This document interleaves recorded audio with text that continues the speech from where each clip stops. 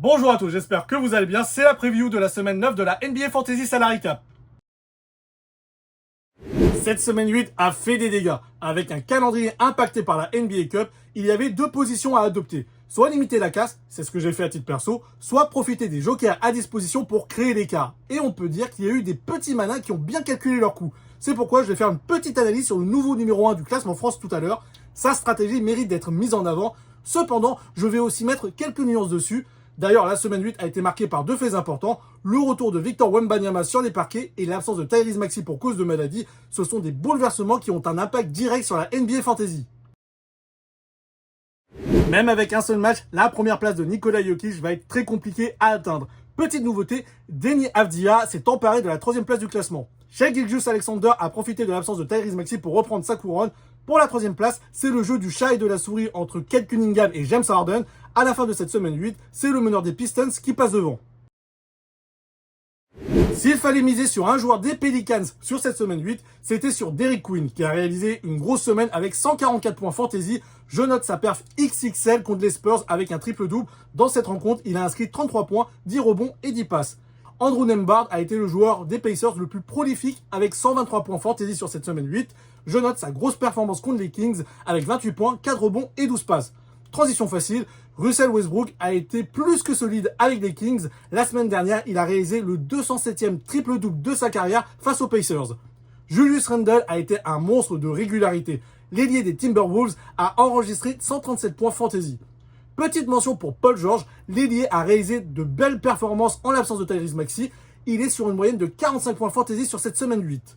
Avant de poursuivre, si vous voulez vous tenir au courant des prochains contenus, que ce soit du format short ou long, abonnez-vous à ma chaîne. Il faut applaudir le cerveau. Le nouveau numéro 1 France s'appelle Kali Nours.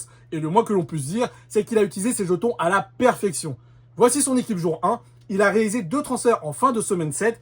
Il dégage Keyshawn George pour Harrison Barnes et Keyonte George pour De'Aaron Fox. Des choix logiques quand on sait que les Spurs jouent jour 1 et jour 3. Avec Derrick Queen, Jeremiah Fears et Maxime Reynaud, ça lui donne un roster complet. Ce qui n'est pas le cas pour beaucoup de managers quand on voit que la moyenne de points sur ce jour 1 est de 55 points, lui en réalise 184. Jour 2, il utilise son jeton All-Star pour mettre les meilleurs joueurs disputant les quarts de finale de la NBA Cup à l'Est. Je n'aurais perso pas mis Paolo Banchero titulaire vu qu'il est très moyen depuis son retour de blessure. Il aurait pu caper beaucoup plus haut avec Brandon Ingram ou Norman Powell à la place du joueur du Magic. En tout cas, très bonne utilisation du jeton All-Star. Il le fait dans une journée où il y a très peu de matchs. Jour 3, il retrouve son effectif initial qui était déjà composé de joueurs majoritairement provenant des Spurs et des Lakers. Il a aussi AJ Mitchell dans son effectif, ce qui depuis le début de la semaine lui donne un 5 complet, ce qui n'est pas le cas pour la majorité des managers de la plateforme. Rien qu'en 3 journées, il a cumulé 569 points fantasy, ce qui est énorme. La magie du calendrier fait que les joueurs qui étaient remplaçants chez lui le jour 3 sont tous titulaires jour 4. Il fait un choix safe en mettant le capitana sur Nikola Jokic, le meilleur joueur de la NBA Fantasy. Comme ça, pas de surprise ou de crise cardiaque sur un joueur dont on n'est pas sûr de ses performances. Jour 5, il utilise sa wildcard numéro 2 qu'il a précieusement conservé jusque-là. Il fait une équipe performante et cohérente par rapport à la fin de la semaine. Il esquive l'absence pour maladie de Tyrese Maxey pour prendre Josh Giddey. Il anticipe même la journée de samedi en intégrant Stephen Castle et Victor Wembanyama dont son retour a été annoncé après près d'un mois d'infirmerie.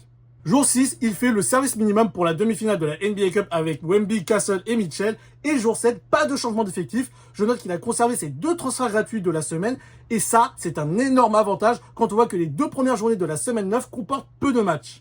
Je mets ma main à couper qu'il a réalisé ses deux changements hier en anticipation de ce lundi, très probablement pour récupérer Nikola Jokic et un joueur performant qui jouera des rencontres dans des journées creuses de cette semaine 9. Je pense notamment à Cam Spencer ou Cedric Howard, dont les Grizzlies joueront jour 1 et 2. Son jour 1 aujourd'hui, il a potentiellement déjà 4 joueurs actifs avec Nikola Jokic, Keyonte George, Jordan Woj, Cam Spencer ou Cedric Howard et un joueur au choix avec son premier transfert gratuit de la semaine.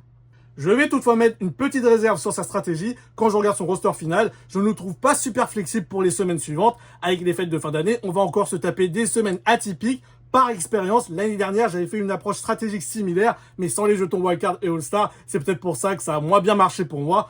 Je me rappelle avoir all-in avec Giannis Antetokounmpo. Je le rappelle, les Bucks avaient remporté la précédente édition de la NBA Cup après la finale de 2024. Le calendrier n'était pas dingue pour les Bucks et Giannis était blessé. Il a mis du temps à revenir. Ça m'avait fait extrêmement mal. De mon point de vue, il ne faut pas mettre le paquet sur les joueurs disputant la NBA Cup qui est, au final, qu'un épiphénomène sur une compétition de 25 semaines. Toutefois, pour Kalinours, il a merveilleusement bien joué cette semaine 8 et il a anticipé son roster pour la semaine 9. A contrario, moi j'ai subi, mais je vous promets qu'à partir de la semaine 10 et surtout la semaine 11, sauf blessure majeure, je vais avoir un effectif redoutable. Kalinours, qui est aussi désormais le 10e joueur mondial, va être très dur à chercher et on sent que c'est un joueur expérimenté qui connaît le jeu et qui a certainement vu ses stratégies la saison passée. Il a appliqué ce qu'il a vu l'année dernière et il a cumulé au total 1402 points fantasy. À titre de comparaison, j'en ai cumulé 778. Il y a un différentiel de 624 points. Ça fait beaucoup quand même. Après, notre différentiel final est de 195 points, ce qui n'est pas énorme dans les faits, sachant que nous avons tous les deux désormais utilisé tous nos jokers disponibles. Ce qui va faire la différence, ça va être notre compréhension du calendrier et le flair, savoir sur qui miser pour les titularisations et le capitana. N'oubliez pas que ce jeu est un marathon. En tout cas, sa stratégie, maintenant que je l'ai décortiquée, je ne vais pas vous mentir, je la garde en mémoire et je l'appliquerai aussi la saison prochaine. Il y a 6 journées pour cette semaine 9. Il y a la finale de la NBA Cup entre les Spurs et les Knicks ce mercredi, mais la rencontre ne compte pas pour la saison régulière en NBA Fantasy, ce qui est logique, car vous ne pouvez pas avoir plus de 2 joueurs de la même équipe. Il faudra encore user, car, comme vous l'avez sans doute remarqué, il n'y a pas beaucoup de rencontres lundi, mardi et jeudi. J'ai mis en rouge les équipes qui jouent au moins 2 fois sur ces journées-là. Ça peut vous aider à faire votre roster pour cette semaine. Dans les bons plans, j'ai juste mis les meilleurs joueurs possibles qui font partie des équipes ayant 4 matchs sur cette semaine 9. Assez logiquement, je vous propose Alperen Sengun, Brandon Ingram et Jaime Jaquez Jr. Vous ajustez votre équipe en fonction de votre budget. J'ai mis les 2 joueurs les plus intéressants chez les Grizzlies, qui est la seule équipe à disputer des rencontres jour 1 et 2. Je vous évite de proposer Jaren Jackson Jr. car il est trop inconstant niveau point fantasy et surtout Ja Morant qui peut se blesser à n'importe quel moment. Je trouve dommage que Zach Edey se soit de nouveau blessé car quand il est sur le terrain, il est très rentable, surtout pour son prix de base. Et le dernier que je vous propose, c'est Josh Giddey qui joue avec les Bulls les jours 2, 4 et 6, ce qui est très intéressant niveau calendrier. À moins qu'il soit un joueur important à vos yeux, Deni Avdija n'est pas un super plan au vu du calendrier des Trailblazers sur cette semaine 9. Au même prix que lui, il y a de meilleurs joueurs. Je pense notamment à Jalen Johnson. Et si vous avez une stratégie qui tourne autour de Jokic, il vaut mieux avoir un Brandon Ingram qui vous permettra d'étaler vos forces pour les journées où il y a peu de matchs. J'en ai parlé tout à l'heure, Paolo Banchero est méconnaissable depuis son retour de blessure. Donc c'est un red flag de le prendre en ce moment. Il rapporte très peu de points fantasy par rapport à ce qu'il coûte. Anthony Edwards et Austin Reeves sont actuellement blessés.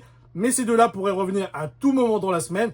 En revanche, Evan Mobley s'est blessé au mollet gauche, une absence estimée à 2 voire 4 semaines. Ça sera tout pour aujourd'hui. Si vous avez aimé la vidéo, n'hésitez pas à mettre un pouce bleu, ça m'aide beaucoup pour le référencement. Je vous dis à très vite. Ciao!